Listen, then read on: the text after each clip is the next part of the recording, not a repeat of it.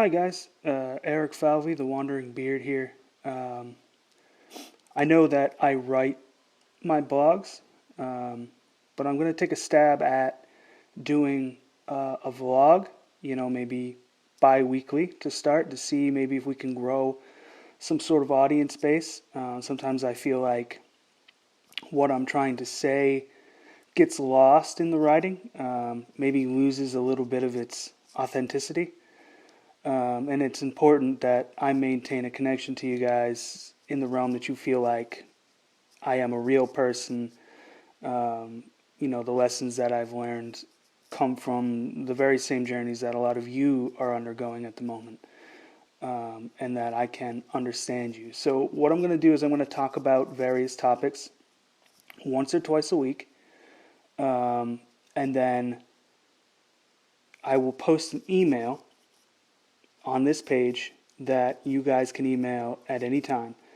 Um, and you can bring up any questions or concerns, or maybe you're struggling with something in life and you need somebody to talk to. I will respond to every email. That is the promise I will make to you right off the bat. So please don't waste my time trolling. Invariably, we will probably get a few of those, but this is a resource for people who may not have any other options to turn to. But I do need to point out for legal purposes that I am not a licensed counselor. I am not a licensed therapist. So by no means is the advice I give you binding. I will never suggest any form of medication to you. Not only do I not particularly believe in the use of those things, but I'm also not qualified to sort of dive into that realm.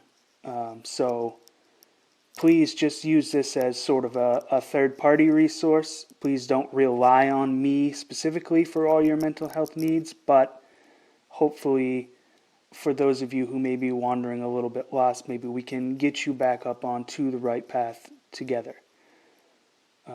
So, welcome to the vlogs. Welcome to the very first trademark vlog. And, I'm just going to try to have a conversation with you, bring up some points, and, feel free to offer in feedback or, like I said, questions or comments. That email is always open. And again, I appreciate all of the support I've gotten so far. So, the first topic I want to talk about is something that I have touched on briefly in my blog about my worldview and sort of the role of energy and purpose. Specifically, I want to delve into negative energy, right? And negative energy is draining, first and foremost.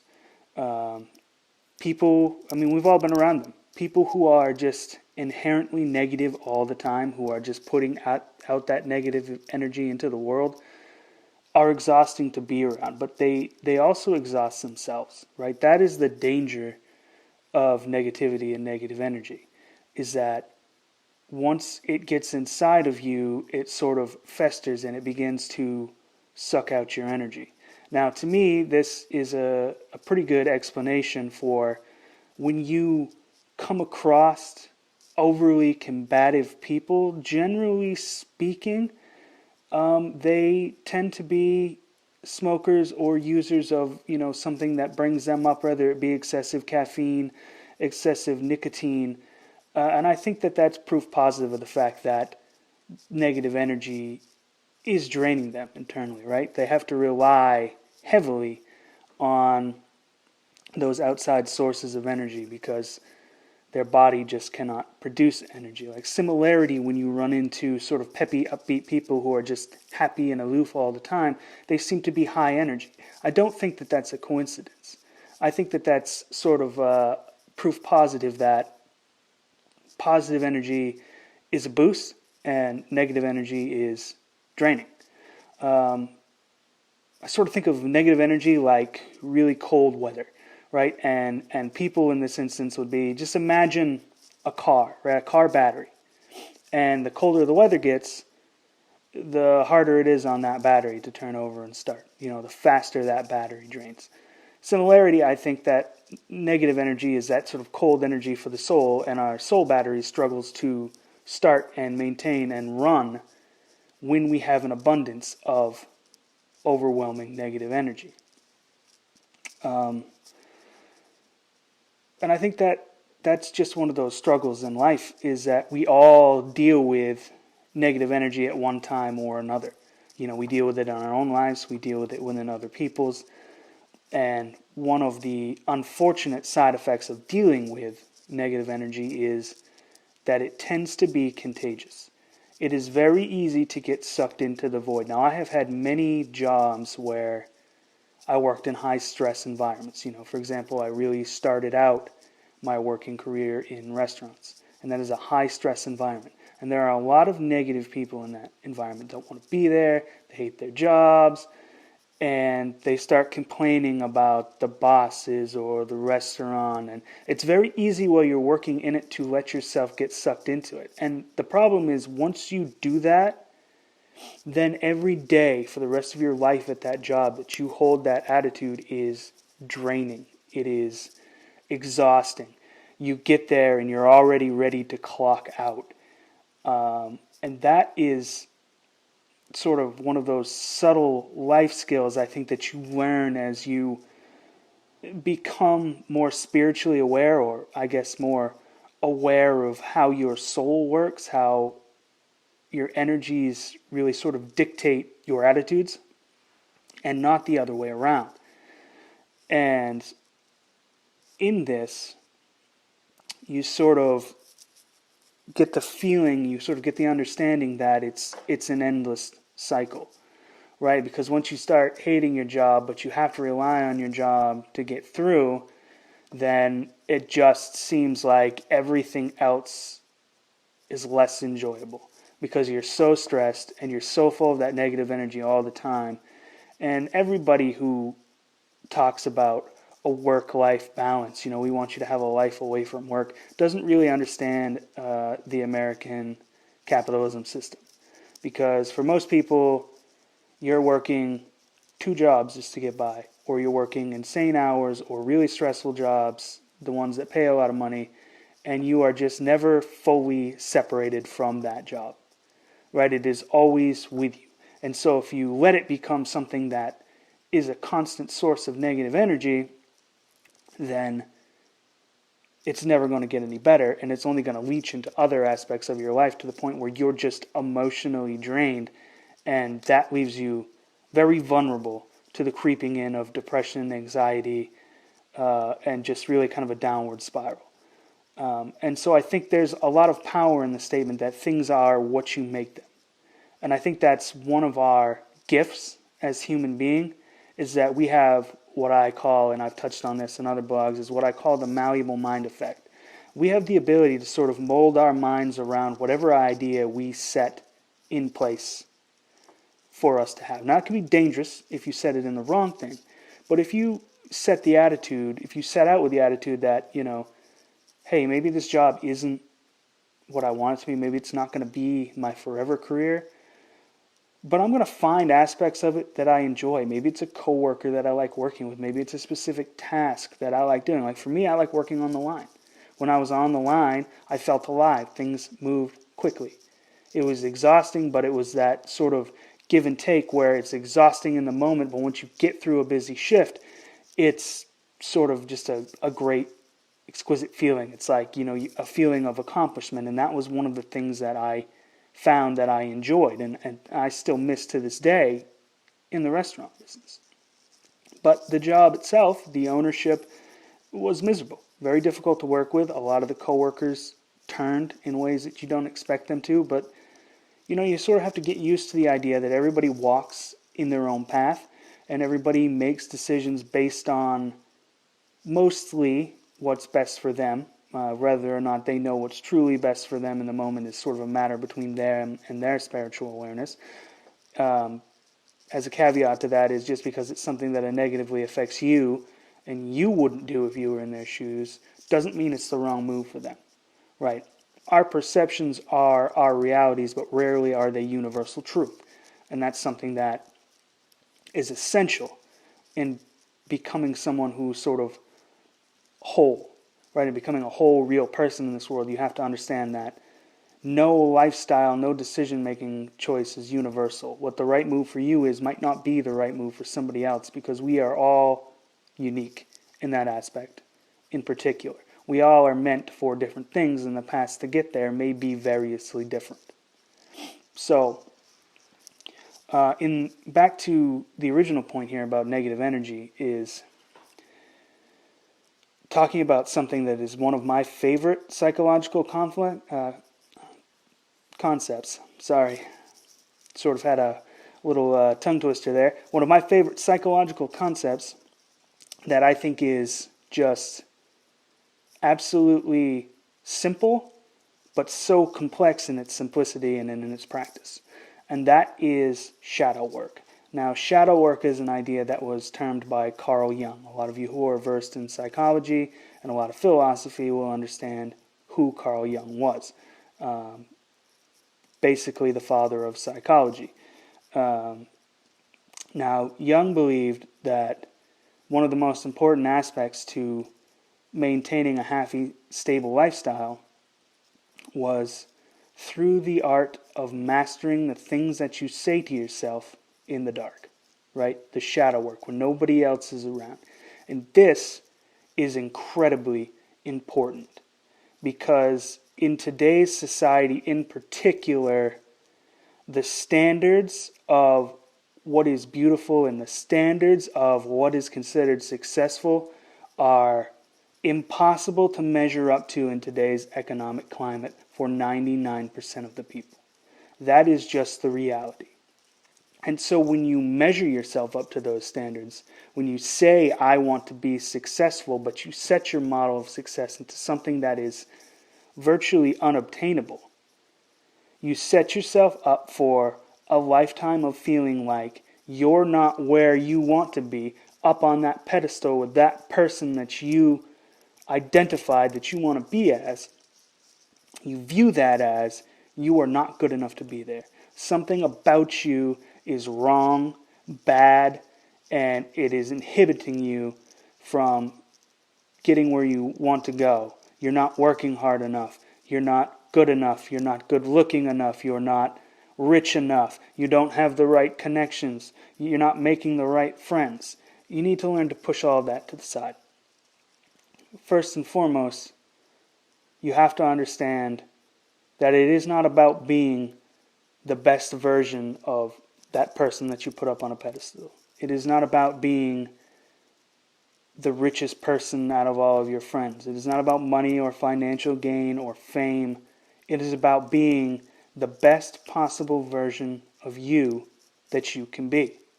And that sort of starts with having that long look in the mirror and saying, who am I?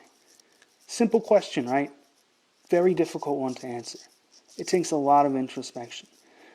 You know, without a doubt, all of us have things inside of us, things in our past, things that we're not proud of, things that we have done that we don't love. And a lot of times we haven't ever properly dealt with or forgiven ourselves for those things. We sort of just tend to bury them down. And those manifest later on in life. Those become the little voices that whisper in our ear and tell us things like, you'll never be good enough. And the reality is, we already are good enough. Everything we need to be the best version of ourselves is already inside of us. The tools are there. The battle in life is learning how to use them, learning when and where to use them. Right? The walk through life is really, it's a balancing act, right? And it's all about learning the things that you can control and the things that you can't. The things that are worth your energy fighting about and the things that are not, right? The things that maybe you want to achieve or versus the path that you're meant to be on, right? And too many times in this life, we don't listen to our hearts. We don't follow our paths, and we end up so ridiculously lost because we rely on sort of these false ideals of what it means to be successful. Everybody wants to be, say a famous actor or a famous writer or a famous artist. But almost nobody is willing to suffer to be the starving artist before the successful artist. And a lot of times that's what it takes. And of course you're not going to be willing to suffer through that if it's not something that you're truly passionate about. We assign ourselves these expectations based on maybe things that our parents pushed us towards, or maybe things that we see, and we see that there's wealth and money attached to it, so that's naturally what we want to be. But those things aren't meant for us. There are people who can make just as much of an impact on the world working as a minimum wage janitor as there are people who are wealthy and make six figures a year. And that is just the reality of it. We all have our boxes that we fit in, and it's not about changing our shape so we can fit into another box, because that's not realistic. We are who we are. It is about embracing our shape. It is about embracing our path. Because a lot of times once we do that, once we understand our purpose in the world, once we follow our passions, even though our financial or economic situations might not change in pursuing this, our souls change, right? We become enriched in ways that other people could probably never understand. We infect those around us with a positive energy. Maybe we inspire the next generation, or a child, or even if it's one single person that our work, our passion inspires to do something great. That has to be worth it. Right? There's an old saying that goes, the true mark of a good man is one who plants trees knowing he will not live long enough to enjoy their shade. And I think that we have to sort of embrace that mentality. But one of the things, more often than not, that throws us off our path is that negative energy. Because we're not where we want to be, we don't have the money that we want, and we don't trust ourselves that we are where we need to be. We don't trust ourselves enough to listen to ourselves on the path, or to put us on the path. And so that is one of those constant battles in life that I think we are all fighting, myself included. I am no stranger to this. I've published 3 books. I have written 2 movies, both of which due to release this year, and I still will sit down and write 5 pages and then delete them because I read them and I think, it's never going to be good enough. It's not going to be a bestseller. This is not going to be a multi-million-dollar movie. Why are you even still trying this? And you've got to shake out of that, and you've got to realize that, maybe not, but I'm enjoying writing. I enjoy the process. When I'm done with these things, generally speaking, I feel proud of the script I produce. They don't always turn into movies that I love, but there's a lot that goes into this. There's a lot of collaboration that goes into that, and for me, it's the process. I love the process of writing. I love the process of creating, and that is important to me. Now, negative energy, when it takes over you, is a lot like an avalanche, and this is why I brought up young shadow work, because you sort of have to train yourself that every time a negative thought comes in your head, this is one thing I tell people who are really struggling with depression, who are really struggling with negative thoughts, and their life just isn't where it needs to be. This is one of the practices I tell them. Every time you have a negative thought about yourself, you need to immediately counter it with a positive thought, something about you that you like. For example, I gained weight over the pandemic. I was the biggest I have ever been. And I still look at myself and I think, man, my body is not like it used to be when I was younger. I have really let myself go. And then I think, you know what though? My mind is better. My heart is better. My soul is better. My understanding is better. And at the end of the day, a body is just a body. It's going to go through changes. But your mind and your soul, those are the things that are important that you continue growing. Those are the things that matter. Those are the things that connect us to the world and the people around us. And at the end of the day, that is what is measured. When we go back at the end of our lives and we measure the totality of what we have accomplished, it is not going to be measured in hard currency. It is going to be measured in love, in compassion, in inspiration, in passion, in the works that we left behind. It is not about what we take with us to the grave. It is about what we leave behind us when we go. And those are the things I have to tell myself. And when you do that, when you make that into a habit, you ward off negativity. Now, when you're unable to do that, negativity turns into sort of like an avalanche. You let one single thought fall, and the rest come cascading behind it. And it buries you in the cold dark. And that is the lesson here, right? Is that we have to learn to stave off that negative energy. All right, guys. So this is my first vlog, and I hope that you enjoyed it. You know, I'm always welcome to feedback. You're welcome to, pitch ideas about topics or ask me questions, like I said in the email. I hope this had some impact on you, and thank you for tuning in to watch.